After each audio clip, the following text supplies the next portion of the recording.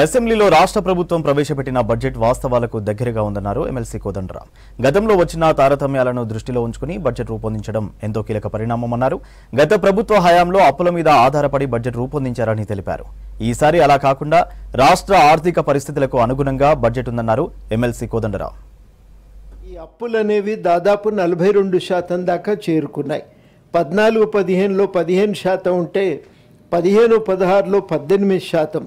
ఆ తర్వాత 35 నుంచి 40% దాకా ఈ అప్పులు పెరిగిపోయినాయి. రాష్ట్ర స్థూల ఉత్పత్తిలో 12,000 కోట్లు వడ్డీలకు పోతుంది, 12,000 కోట్లు కరెంటు బిల్లులకు పోతుంది, 25,000 కోట్లు దాని నిర్వహణ ఖర్చులో కనీసంగా ఉండే నిర్వహణ ఖర్చులు.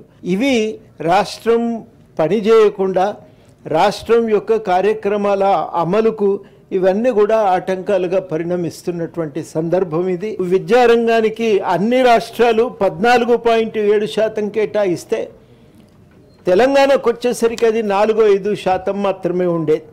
మరి మొట్టమొదటిసారి బడ్జెట్లో అది 24-25లో 8.6%. మళ్ళీ ఈసారి సుమారుగా అదే మొత్తంలో ఈసారి ఈ బడ్జెట్లో విద్యారంగానికి